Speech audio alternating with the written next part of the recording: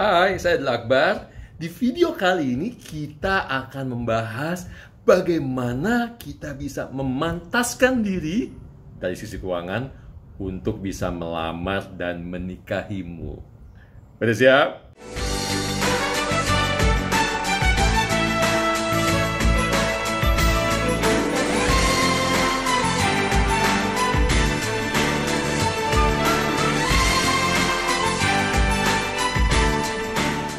Oke, kalau udah siap, yuk kita bahas yuk. Nih, di zaman sekarang kalau kita lihat banyak generasi milenials yang memutuskan untuk menikah muda dengan berbagai macam alasan ya. Bisa karena memang merasa sudah siap, atau karena memang pengen berjuang bersama lah dengan pasangan ya, bersama-sama dari bawah, atau bahkan karena merasa punya masalah dengan keuangan.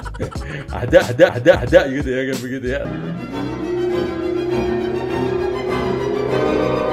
Tapi memang ada, itulah fakta yang ada di lapangan dan memang kenyataannya seperti itu. Nah, pertanyaannya adalah, apakah nikah harus menunggu mapan dulu, ya? Atau menikah ketika kita sama-sama mulai dari bawah gitu, sehingga hasil yang kalian dapatkan adalah perjuangan secara bersama-sama?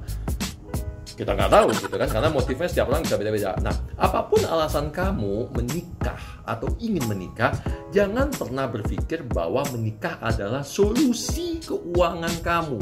Jadi menikah bukan solusi dari keuangan. Kenapa? Karena setelah menikah akan banyak lagi biaya-biaya atau pengeluaran keuangan yang harus kita persiapkan gitu loh.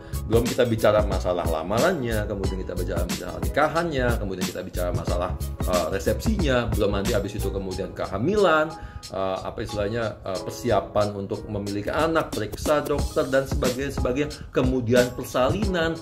Detik anak kita lahir, persalinan, kemudian kita harus siapkan untuk vaksinasi, kita mesti siapkan susu dan juga popoknya.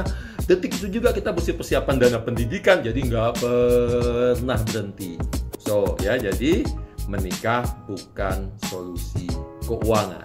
Nah, di video kali ini kita akan belum membahas masalah pernikahan, tapi mungkin kita akan membahas persiapan biaya pernikahannya, tapi itu nanti ya. Kita kali ini akan membahas yaitu step awal atau langkah awal, yaitu bagaimana persiapan untuk lamarannya. Ya, karena tadi apa di atas, kita ingin memantaskan diri untuk bisa melamar dan menikahimu ya. Nah, lamaran atau engagement adalah bentuk pernyataan keseriusan kamu ke pasangan kamu. Untuk kita harus siapkan diri ya. Dan buat kamu yang berminat untuk melamar atau menikah atau apa aja ya, yang kita harus persiapkan, yang harus kita lihat supaya kamu bisa memantaskan diri untuk menjadi pasangan hidup kamu. Oke, kita lihat ya. Nomor 1, harus pede ngelamar anak orang. Nah, pede itu biasanya muncul kalau kamu udah siap ya. Dan biasanya pertanyaan ketika datang ke orang tua si perempuan adalah, 1, apakah kamu udah bekerja atau punya penghasilan tetap? Nah, kenapa seperti itu? Karena setiap orang tua menginginkan hal yang terbaik untuk anak perempuannya. Mereka ingin memastikan bahwa anak perempuannya bisa dinafkahi, minimal dikasih makan gitu loh. Kalau nggak mampu gimana? Ya kalau nggak mampu tergantung dari orang tuanya lagi. Apakah orang tuanya mungkin masih mau mensubsidi gitu ya, atau mungkin ditunggu dulu sampai mampu, atau mungkin dibuatkan bisnis berdua, apapun itu. Dan oleh sebab itu pastikan ketika kamu mau melamar, paling tidak kamu bekerja atau punya penghasilan lah untuk bisa menghidupi diri kamu plus menghidupi pasangan kamu kelak nanti ya. Jadi nomor 1 tadi PD berarti sudah punya modal apa? Pekerjaan atau penghasilan. Nah, berikutnya yang kedua, persiapan lamaran. Ini sangat tergantung dari adat istiadat dan kebiasaan yang terjadi baik di pihak laki-laki maupun di pihak perempuan gitu ya. Melamar bisa dilakukan dengan cara yang sederhana, misalnya kamu yang cowok ya datang ke rumah orang tua ceweknya, kemudian ngomong dulu, menyatakan, Pak, Bu, saya serius dengan anak Bapak Ibu dan ingin melamar dan juga ingin menikahi misalnya ya. Setelah itu baru kemudian direncanakan pertemuan orang tua gitu ya. Nah, pertemuan orang tua sendiri juga dan keluarga bisa dilakukan tanpa harus keluar biaya yang besar ya. Bisa dilakukan misalnya di pihak rumah orang tua wanita misalnya ya. Dan biaya mungkin bisa ditanggung bersama atau biaya ditanggung oleh pihak wanita.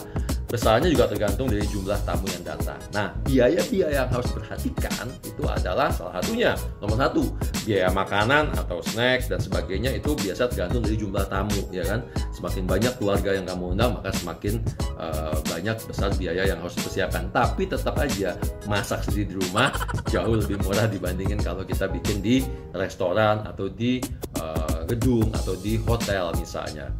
Untuk pertemuan ini ya. Oh, you got me shitting me. So, Terus kedua, dalam acara lamaran tuh biasanya harus ada biaya dekor ya. Karena kenapa? Kita pengen momen ini lebih menyenangkan, paling tidak ada tempat untuk berfoto, paling nggak ada logo dan lambang yang menunjukkan bahwa ini loh setelah terjadi proses pelamaran. Minimal background lah gitu ya. Apakah bisa drop, apakah bisa balon-balon, kain-kain dan sebagainya. Dekor-dekor yang sederhana bisa dilakukan, kelihatan mewah tapi tidak perlu keluar uang terlalu besar ya.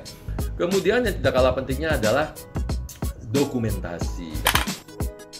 Karena kenapa kita mau mengabadikan momen ini, jangan bergantung pada teman yang mengambilin foto pakai HP mereka. Jadi kamu benar-benar harus punya orang yang berdedikasi untuk fotoin momen-momen tersebut, dan orang itu kamu bayar, nggak apa-apa.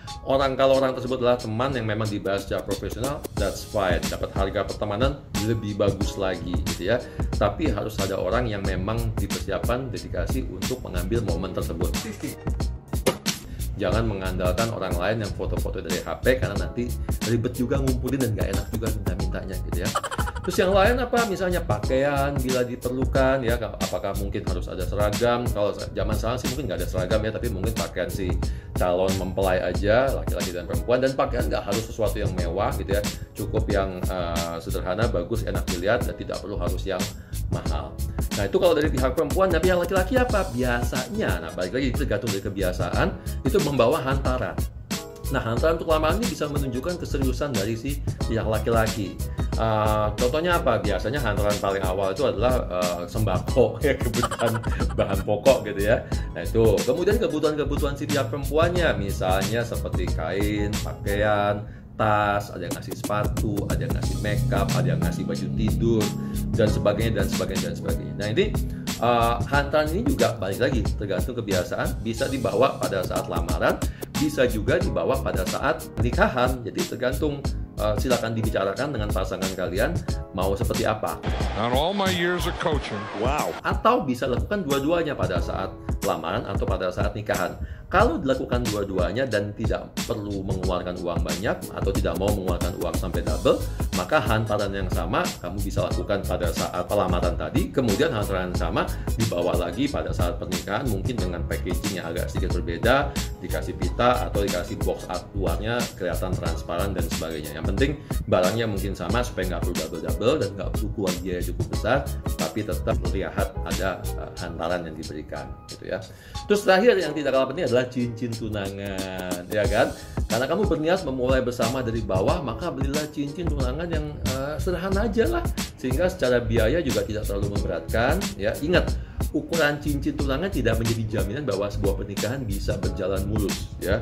Dan ingat, acara pernikahan itu masih baru permulaan perjalanan panjang banget dari kalian berdua, gitu ya. Ini lamaran masih step awal, jadi nggak perlu terlalu besar-besar dan mewah-mewah. Nanti nih, kalau udah anniversary yang kesekian, ke-3 tahun, ke-5 tahun, bolehlah beliin cincin berlian yang 2 karat, 3 karat dan lain sebagainya. Silakan. Oke?